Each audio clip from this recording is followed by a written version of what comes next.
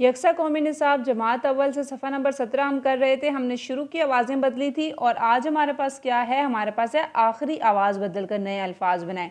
अब आखिरी आवाज़ हमारे पास बदलनी है। पहले है यहाँ पे चे अलिफ 4 रे साकिन 4, ठीक है। अब चे अलिफ 4 रे साकिन 4 है, हमने क्या करना है, इसका आखिर का जो है उसको रे को हटा के कुछ ऐसा लगाना है कि नया लफ्ज़ बने।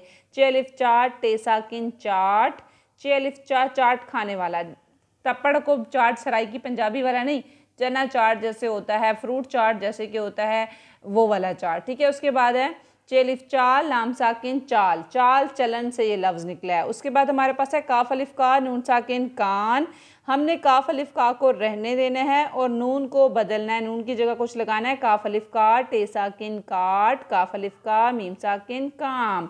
उसके बाद है हमारे पास नून अलिफ नान नून साकिन नान, ईटिंग ब्रेड, ब्रेड का नाम है नान, ठीक है।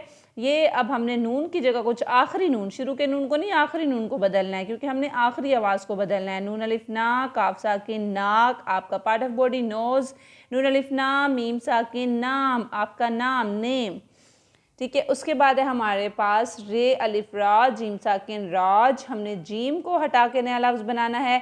रे अलिफ रा ते साकिन रात, रे अलिफ रा मीम साकिन राम, ठीक है, राम।